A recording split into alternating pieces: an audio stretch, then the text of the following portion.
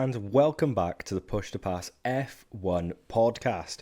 Back with racing action, back with a racing review this week. It is so good to be back, and once again, I am joined by Reef. How are you doing, my friend? Good, mate. Good. Just a bit of a stressful morning, but nothing like a little F1 detox to start the day. No.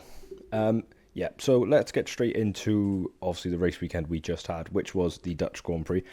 I didn't get to watch it, unfortunately, because I was out, but it seemed to be one of the more eventful races from Zandvoort. Yeah, no, it was good. I mean, it was helped by certain people's fortunes/misfortunes. Lots of fuel to the fire. I think lots of stuff's come out this week as well, which has also helped how we've perceived the weekend. But overall, it's been an exciting week in F1. So let's go into probably the biggest talking point from this weekend. Let's look at Mr. Lando Norris's retirement. A lot of the narrative now has shifted that the championship is over, which is something I don't agree with, because equally this could happen to Oscar. But also, we need to talk about Lando's fans online, because, again, they're doing my head in. Not again. Well, now, their new narrative is that McLaren hate Lando, and he's the only driver who can get problems because Oscar has had like one issue because his drink didn't work, and everyone's like, oh, but Lando's had this issue and Lando's now retired and all this. I'm like, grow up. Remember what happened to Lewis back in, like, was it 2016 when he lost the championship to Rosberg? Yeah. It's the exact same. It's just like, just get a life. It happens. It's not hard. It's a tough break for Lando for sure, but he was going to lose that. He was going to lose that race anyway. He wasn't going to win. But that being said, 34 points in the championship. In this day and age, that is a big bridge to gap. However, it's definitely not over, because I mean, there's still another 7 races? Is there 8? I think it's even more than that. I think we're only on about round 14. Oh, so it's 10 then. Let me have a look at the schedule. No, so this weekend is round 16, so we got 8 left. Right. I think it would have been a completely different story if, I know it's weird looking back on it, say if when they crashed in Canada, if Oscar went on to win that race, he's then got his gap up to about 40, 50 points. Then I think it's a completely different story. Yeah, I mean, because I think 30 points it's pretty much a race weekend.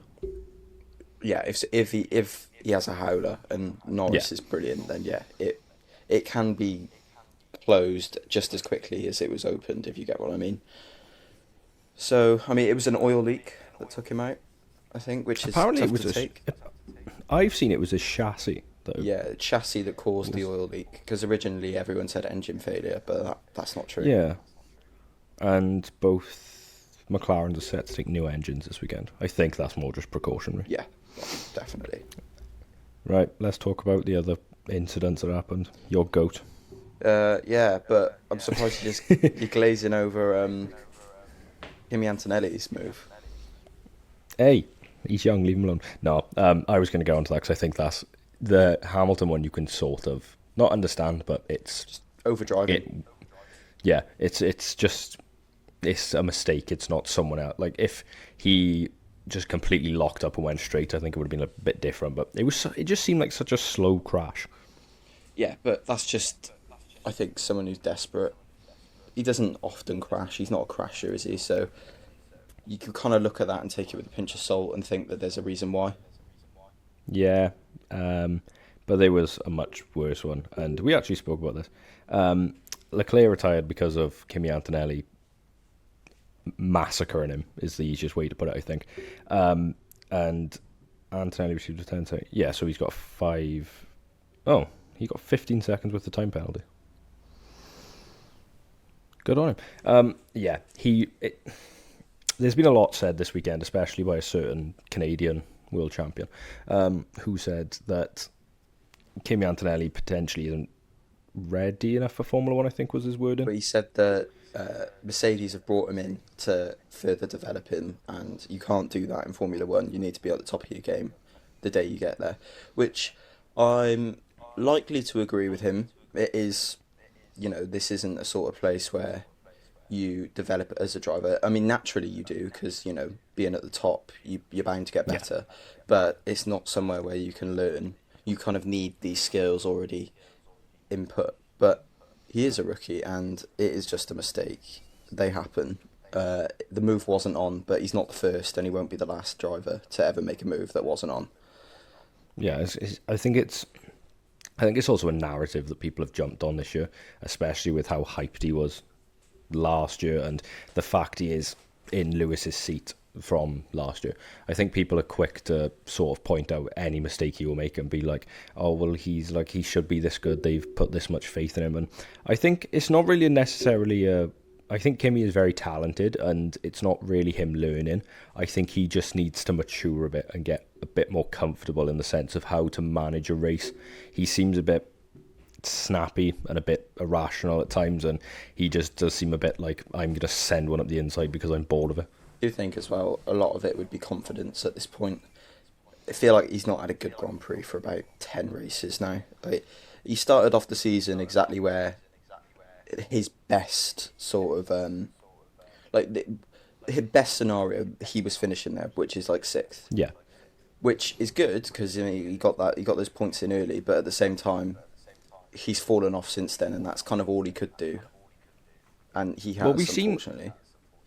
We saw obviously how talented he is with his sprint pole in Miami, and that's not something you can really fluke, especially in a car that's not the quickest. So he's obviously shown that he is good enough and quick enough to be in the sport. It's just, I think Mercedes did make a mistake by just throwing him straight in. I think they could have gone with a stopgap someone for this year, potentially bringing in like a Bottas for a year and letting him grow in F2, which I think, we spoke about this last week, is what Red Bull are looking to do with Arvid Lindblad, because I just don't think they want to chuck him in at the deep end, which I think is the correct thing to do.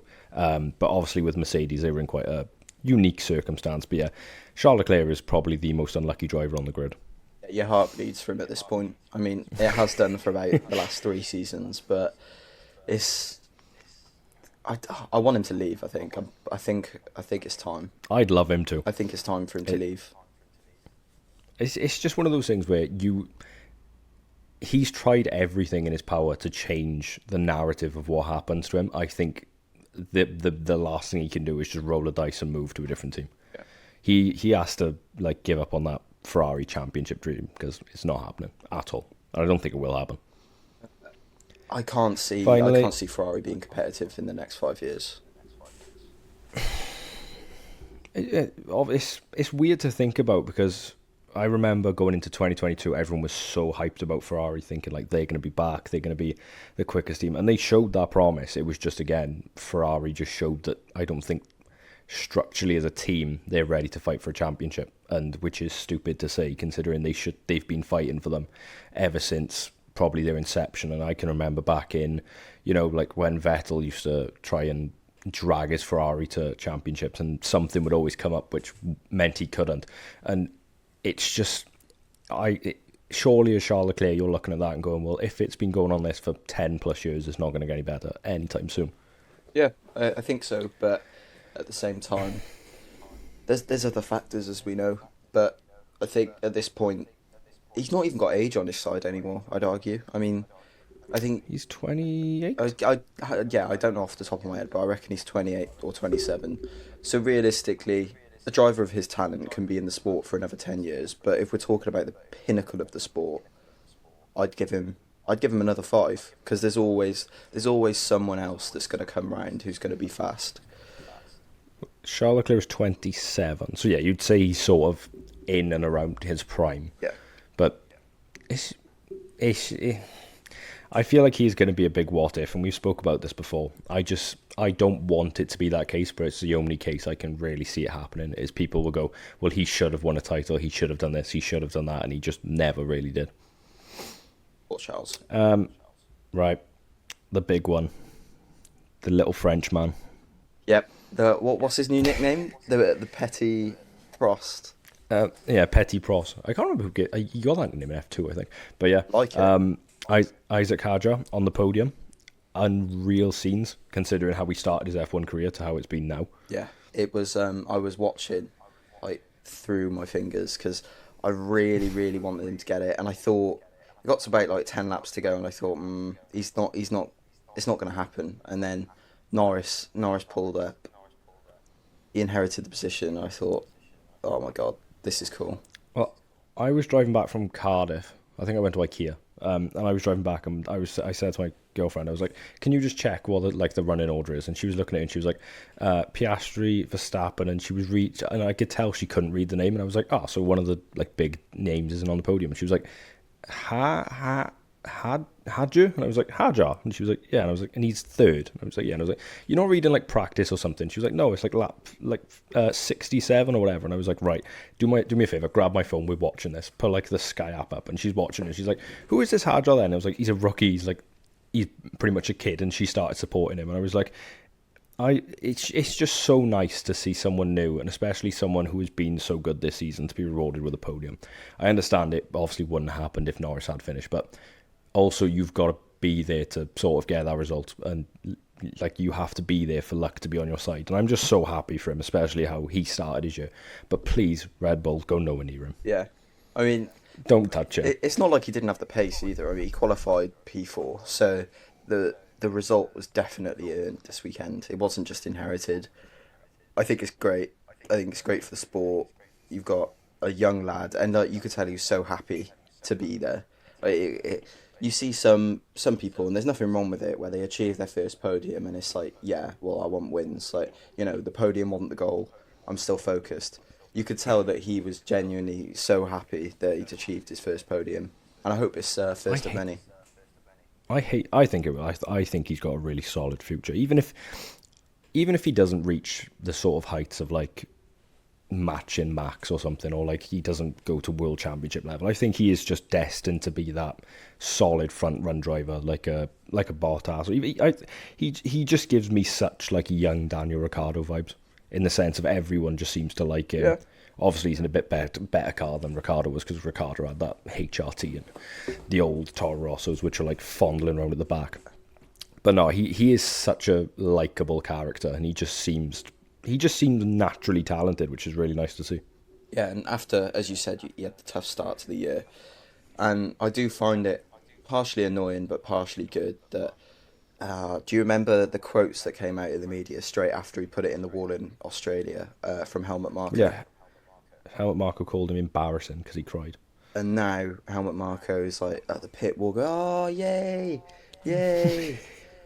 And I just think, yeah. If I was Hadjar, I would have run over and hit him over the head with a trophy or something. I know. It's just yeah.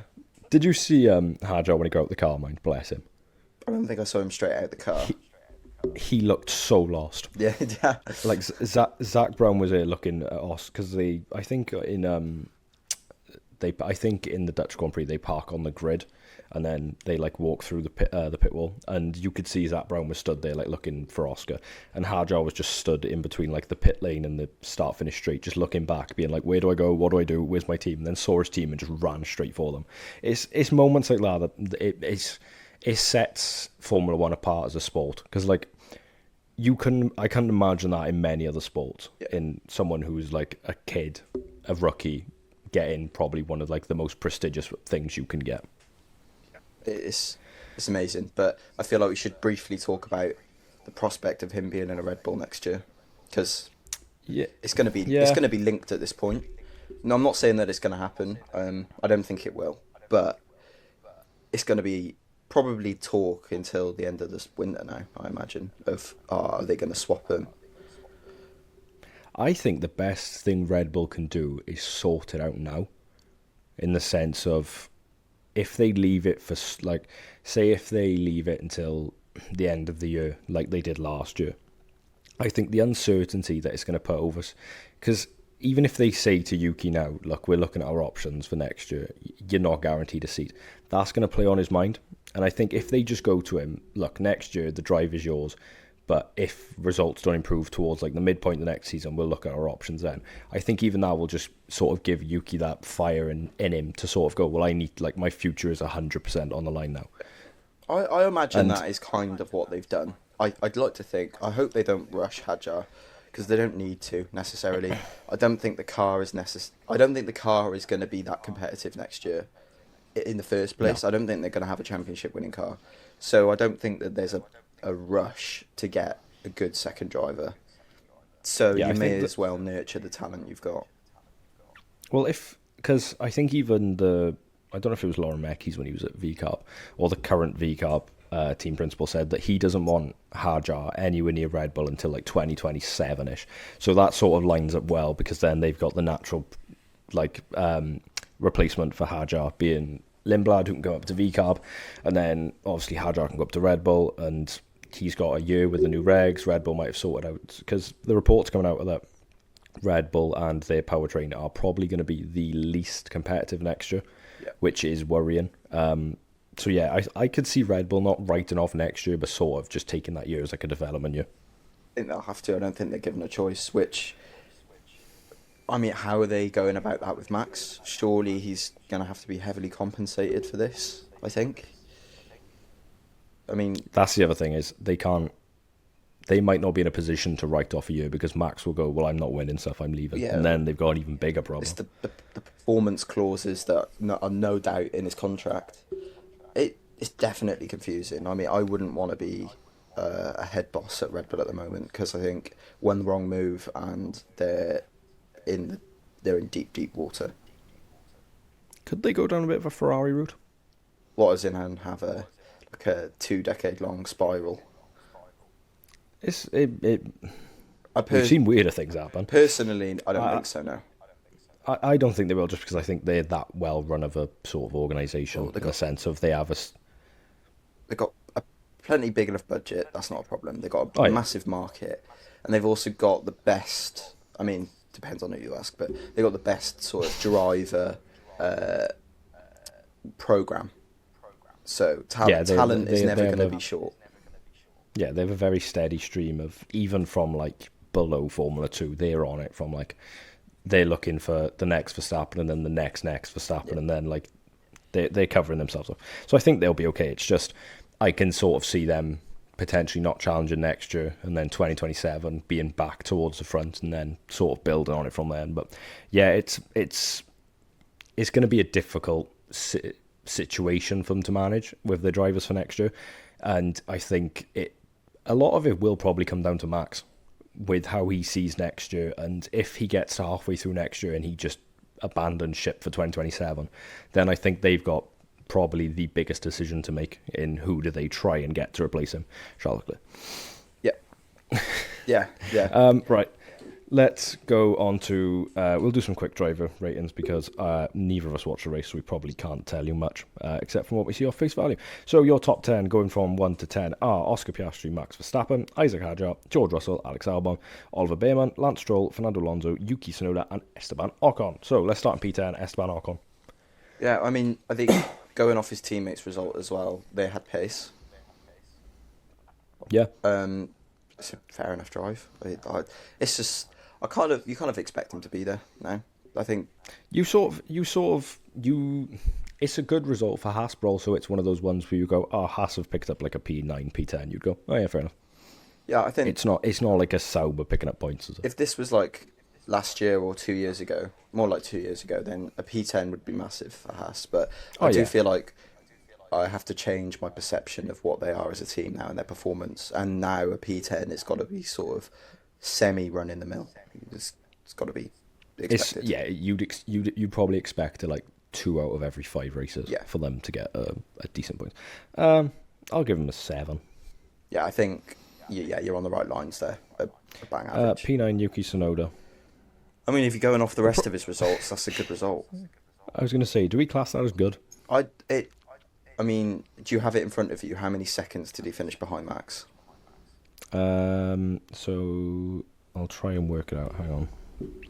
3, 8. 'Cause while you're doing that, I'd say that is the best way to indicate what sort of performance he's put in, rather than a points finish. He finished about a minute. Well, off Max. It's not great, is it? That's like it's not the best viewing, is it? That's like just under a second a lap slower over a race time. Well, I'm trying to figure the F1 gap. Is that from the? I don't know if they do it off interval or leader. Let me have a look and I'll tell you. If it's off the leader, he finished 13.5 behind, which sounds more realistic because obviously when the safety car came in. We'll cut this bit out. Or the VSC, whichever one it was. This is what I hate about F1. Use the same timing throughout. Just make it universal. Yeah, all the gaps seem to be going up, so I think it is from the leader. So I think he actually finished 13 and a half behind. Oh, right. But also there was a late safety car or VSC. I can't remember which one it was. Well, that's decent. I think it's an alright drive. I mean, it's nothing too great. It's just middle of the road, isn't it? And when you add the context of what Hadjar's done, then you think, well. So I'd put it like a 6. And yeah, like a 6 or a 5.5. P8 Fernando Alonso, my infamous P3 shout for qualifying, clearly went well. Yeah, well, they started off. The last pod we recorded was on Friday of FP1, and both the Aston Martins were in the top 5. So they were sick throughout qualifying. Then in practice and in qualifying they were just nowhere. And then the race they just did standard where you'd expect Aston Martin to be. Yeah, it's all right, isn't it? It's at this point in the year, everything's sort of ironed out, if you get what I mean, and nothing's a surprise. So I feel like our driver ratings are gonna reflect that. So I feel like that would have been impressive about 10 races ago, but now I'm thinking, oh yeah, if you're looking at like the opening quarter of the season, that'd be a great result for them. But it's sort of where like you said, they start to iron out. Their development starts to get a bit more what they'd expect. Yeah, I'd give him like a 7. Yeah, that's fair. His teammate Lance Stroll, P6, had a big old crash in practice. Shock. Yeah. It's a good result. Yeah. He's beat Fernando. He managed to not put it in the wall, which is always good with Lance. I'd say just off that he beat Fernando alone, I'm going to give it an 8. Oh, I wouldn't go that far. No, I would. Yeah, I'll give him an 8 or like a 7.5. 6, Oliver Bearman. What a Great drive. result. Last to P6. Did he surely got driver of the day. I think that's his best result in F1 as well. I think before that he had a P8 or P7. Because Ocon got the P5, didn't he? So yeah, very good result. Very impressive. I think this crop of rookies, I think you said it before, but this crop of rookies is like what 2019 was. I think they're going to be in it for the long run, most of these. Yeah, and they all look good. Yeah. Also, going back to last week's episode, we spoke about the Gabby Bortoletto hype train, and the comments on that were some people were like, oh, I was on the Gabby Bortoletto hype train in F2, and then some people were like, he's the worst rookie of all of them. I don't think he is. No, I think the Lightning McQueen addict in the Racing Bulls is. Liam Lawson. Oh, right. Liam Lawson, buddy. Not Isaac Hadjar. I don't know. That's a hard one. That's for another conversation, I think, to be honest. I think in sort of relation to what you'd expect, they're all quite narrowly matched. Honestly, it's a really, really good crop. There's not a single bad one. No, well, going off performance. We did have I think we did have Jack Doohan. Yeah, but I think you could argue that Kimi Antonelli's been the worst. Oh, hot take. I remember at the start of the year we were hailing him as like the best, and now it's just complete. Like it used to be Antonelli was the best and Bortoletto was the worst, and now it's like completely flipped. I still think Hadjar's the best. Yeah, he's just He's consistently been there. Ollie Bearman, I'll give him a 9. Yeah, I think I'll give him a 9 just because 10's a bit too far. And there's only 110. P5, Alex Albon. Good. Quite unlucky with his teammate getting the penalty. killed by Liam Lawson, and then getting a penalty for it, which was just hilarious. And then the FIA refusing to speak to him. Yeah, and like Williams have called that over already and stuff in the press. So, but yeah, I think they've. If I'm right in saying, I think they've executed their right to like contest it. I think they did it last night. Anyway, Albon in P5 is slowly becoming more of a regular thing, isn't it? He likes that sort of, if one of the top teams mess up and the Ferraris on there, he's nearly going to pretty much guaranteed to be in that P7 to 5 sort of range. And he is having one hell of a season. That's the old tale of that's the limit of the performance of the car, which is it's all he can do, which is great. It's nice to see Albon in those positions showing his talent. In my eyes, I think that's really exciting if you're, I don't think there is anyone, but if you're a Williams fan, which sounds weird to say, but like you think, like you say a fan, you'd be like, oh, if you're a Red Bull fan, if you're a Ferrari, if you're a Williams fan, right? If you're a Williams diehard James Vowell enthusiast, I think next year could be really exciting for you because their performance this year from Albon especially, we'll forget about Sainz because it's his first year and he needs excuses, blah, blah, blah. Albon just seems to be bang on, even with a car that's not the best. And I think everything coming out is that obviously they're Mercedes powered next year. Mercedes seem to have the best power unit according to what you can read online. And I just think they're going to be going up and up, and I wouldn't be surprised if next year they are comfortably looking in and around that P4 if a race goes their way, a podium sort of spot. Yeah, especially if Red Bull deteriorate in performance. You know, you can't really count on Ferrari with the regs. So you can't count on Ferrari because they're Ferrari. Yeah, no, I do agree with that. I do. I'll give Albon I'll give him an 8. Yeah. P4 George Russell, again, similar to Albon. It's just what you expect, isn't it? Yeah, it's a shame though how much the Mercs have tailed off. I know they looked so promising. Yeah, but next year could be a different kettle of fish, which is good. Well, I was just about to say, isn't that maybe a bit of they've seen they're not going to win the championship, so I think so. Because realistically, even if they finish a bit lower, they get more wind tunnel time, so it could be quite a benefit to them. But yeah, Russell P4, he's just one of this. We've spoke about this the entire length we've had this podcast. He can do nothing all weekend, and he'll crop up with a podium or a P4 or a P5, and we'll all go, "Oh, that's a good result." Yeah. Very, very steady pair of hands. I'll go with a 7. Yeah, I'll give it an 8 just because I want to be different. Oh, you're boring. P3, Isaac Hadjar. What a man. 10 out of 10. Yeah, I'm going to be harsh and give him a 9 just because he didn't fight wheel to wheel for the podium. Because he didn't win. But it's, as we've said already, it's a wicked result. P2, Max Verstappen. I think that's a 9 out of 10. It's a good drive because he was also fighting with Lando for a lot of the race. He also looked like he could potentially fight towards the end as well with Oscar, but that turn 4 or 5 save on lap 1 is stupid. Yeah.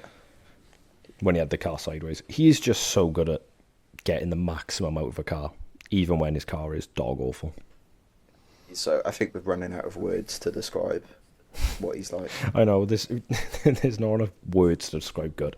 P1, Oscar Piastri. Exactly what he needed. Yep. And also, I think a lot of people bet against him this weekend. I know I did. You didn't. I did. I thought you wanted. No, we both had the exact same results. Yeah. I thought. Which ended great. I thought that Norris was definitely going to be faster, and he wasn't, to be honest. So. Well, to be fair, they looked quite even across practice, and then in qualifying, Oscar just got that edge, and then in the race, I think it's just Oscar. We spoke about it a lot this year. He just looks so calm. Yeah.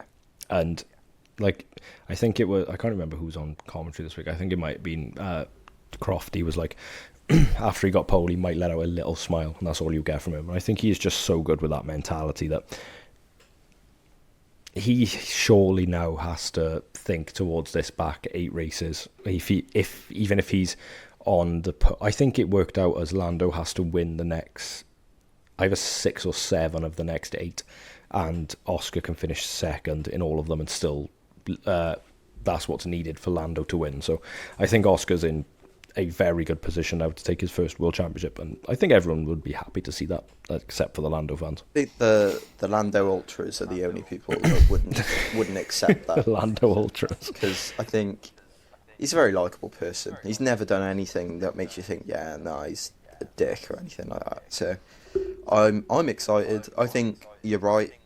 At this point in the season, I'd like to think that he'll be kind of treating every weekend like a checklist of, all right, I've got a podium, that's fine. As long as I'm finishing races, he'll kind of try coast it home. As long as I think he's also, that's something we've seen a lot of him this year. He's been very not. I don't want to say like calm in the sense of he hasn't thrown his car around. He's been very assured in the sense of he's always had a championship on his mind. He's never really gone for anything stupid. He's never really risked anything. Like, there was that thing in Australia, but that was because the world was literally falling from the sky. Interesting, but yeah, he doesn't speak about the championship a lot. No, I think also, I think a big underrated part of it is his mentor being Mark Webber. Because you've got to think how much he used to get hounded for being a number 2 driver, and like he's always seen that like one of the best drivers to never win a championship, and he obviously went up against Seb, who is literally like one of the most formidable drivers in Formula One. So I think he's got a lot of learning in that sense of having that sort of mentality from a mentor, that Oscar will sort of just be like, oh yeah, the championship's like, it's still going on, it won't finish until the end of the season, but probably behind closed doors he's like, yeah, I'm so good, I'm like winning everything. Yeah, who knows. Should we do some quick little predictions for this weekend? Yeah, Monza. Are you a fan of Monza? Yes. I think modern day terms it produces the best racing because it's just long and fast. Speed. Yeah. It's unfortunate that is what breeds the best races, because I don't think that it should, but it always near enough delivers. So, will we see a F1 movie crash this year? Well, an Alex Peroni inspired, just toppling over into the trees. Well, the safety car crashed last year, didn't it? Oh my god, I forgot about that. Yeah, the safety car and Kimi Antonelli both crashed. Forgot about that completely. Well, let's go into, because it's a normal race weekend, there is no sprint this weekend. Let's go into our qualifying top 3. I will go with P3. I will go with Max Verstappen. P2, I will go with... P2, I will go with Lando Norris. And P1, I'll go with Oscar Piastri. I think you're thinking on the same lines as me, as I assume, that Monza, it catered to the best car because of speed and downforce. So I can imagine that McLaren are definitely going to have an advantage. But now I'm thinking of it, remember at Spa, Max ran that stupidly skinny wing? Yeah. Which offset DRS. Yep. That could also be a factor. But I also just think the McLarens, they showed this weekend, they are just far too quick. He also did the same at Silverstone and ran like a stupidly biased setup to try just extract anything he could. Run away. So, yeah, honestly, I would not be surprised one bit if he does the same thing again. And just a horrible car, but it's fast. Well, it's Italy, so we have to talk about it. How do you see Ferrari doing this weekend? They tend to turn up, don't they? For the Tifosi. When did Charles win it? Did Charles win it last year? Yeah. Yeah, because they had the black and yellow liveries, not liveries, racing suits. Yeah, and they had that year when they were like, don't fight between him and Carlos, and then Charles Leclerc had a lock up doing about 200 mile an hour. Yeah, but I think it'll be good for Lewis, because obviously it's the sort of best race you can have as a Ferrari driver. You know you're going to get like an aura Instagram post off him. It's going to... Oh, 100%. This is going to be a PR masterclass by Ferrari. My quick prediction is it'll be a post, it'll be black and white, but he's in red, highlighted. Ooh, with all the fans. Have you seen the new Ferrari livery for this weekend? No. Let me have a look. They've gone with a livery to Niki Lauda's car. Oh, no, I did see... I saw Hamilton's post on this. Yeah, they've basically... I'll show it to the camera. Basically, they've just whacked a bit more red and a bit more white on top of it. The gold wheels as well. Why would you not just go with that from the start? Why do Ferrari's one-off liveries are always really good? Why? And their normal livery is usually a bit shoddy. I love the gold wheels, and I'm surprised they're doing them because of paint. It's got to be carbon for weight. I just think, just do it. You can't have that extra 2 grams of gold paint. Why don't they all agree the cars look crap, so let's just paint them, and then no one's got an advantage that they're lighter. Anyway. I know, that's another woke thing. Carbon fibre being an F1 car. Well, I get carbon on a car, but just paint it. Just paint it. Who cares about the weight? I hate cars that are like fully carbon. I think every team should have a minimum. You have to run a minimum amount of special liveries. Yeah, that would be cool. Because That Haas one this year was incredible. I love that. I love that. Still can't believe there was no merch. I know. Right, race predictions. Yes. Oh. See, Monza tends to throw up a bit of a curveball. That's what I was going to say. I feel like you've got to, for the culture, both of us have to throw a curveball in there. I will go P1. I'll go with Oscar Piastri. Yeah, that's such a curveball, mate. Wow. P2, I will go with Charles Leclerc. Okay. And P3, I will go with Alex Albon. If that happens, I will cream. If that happens, I'll get an Italian flag tattooed. That's an outrageous podium. Good. Max and Lando to crash on that one. Oh, that'd be so good. I quite like your Albon thinking. If I think why you put Williams are usually a rocket ship in a straight line, aren't they? that's what I thought. That's what you were thinking, but then I did think maybe you just like him, so you put him in P3. But using logic, I feel like they'll go well there. Yeah, I remember years gone by, and like they would always get like a P4 or P5 in Baku because the straight is like half a country long. I feel like I've got a good feeling about Carlos Sainz this weekend. Not a podium, but I think That's brave. A strong result. More in the top 10. Yeah, basically. I think my predictions for the race is going to be Oscar Piastri P1. Oh, curveball, nice one. I'm going to go with Max Verstappen P2. Don't push the boat out too far. I'll put Hamilton P3. Okay, all right, we want to be a bit realistic. No, I've just... To be fair, I think that would be a really good, not a good thing. I think it'd be a really cool thing to see. Yeah, I'd love that. That'd be class. And the Instagram post that would follow that would be generational. We would never see so many #bless. Yeah, true. Still we rise. Right, let's do some random predictions. Give me your biggest good surprise for the weekend. Oh, I really should put more thought into these. Mine are purely set on vibes. Fair enough. Of who I think... I usually base mine heavily off the last race, of who had a good and bad last race. Yeah. I've got nothing in mind. Right, I'll do mine then. My biggest good surprise, I'm going to go with Nico Hulkenberg. Okay. I'm telling you, top 6 incoming. And my biggest worst surprise, I'm going to go with Mercedes. Because the car will complain it's like 0.3 degrees over temperature and then cry. Yeah, then... I don't know what the forecast is, but rain in Monza, I really hope doesn't happen. No, it just ruins it. Yeah. We saw from the F1 film.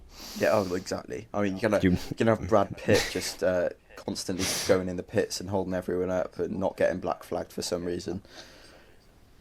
I typed in Monza weather and it's given me a random thunderstorm warning for Switzerland. I think best good surprise is going to be Carlos Sainz. I did allude to it. Just a quick one. It's dry all weekend. Good. Yeah, best good surprise, Carlos Sainz / Williams are going to be quick. Cover off both bases. I like it. Worst surprise is going to be... I think Lando's going to be off the podium again. Which, well, yeah, you did predict that. Yeah, but then in turn, that I feel like if he has another, especially now, if he has another non-podium score, that kind of does seal the championship. Imagine if he has another DNF.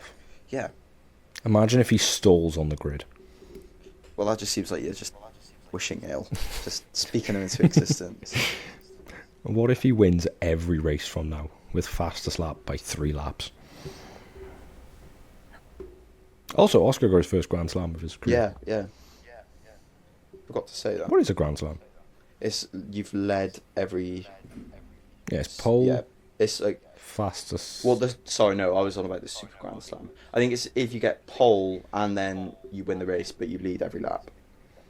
Yeah, because I used to remember Grand Slam was you topped all the practice sessions, all the qualifying sessions, fastest lap, led every lap, and won. That's like a Super Grand Slam. I saw that on Twitter. Oh, breaking news. Hockenheim confirms it is negotiation with Formula 1 about returning to the calendar. Does it say a year? I would assume for 2027 because they've gone for this year. Yeah, we spoke. Oh, we actually haven't spoke about a few things.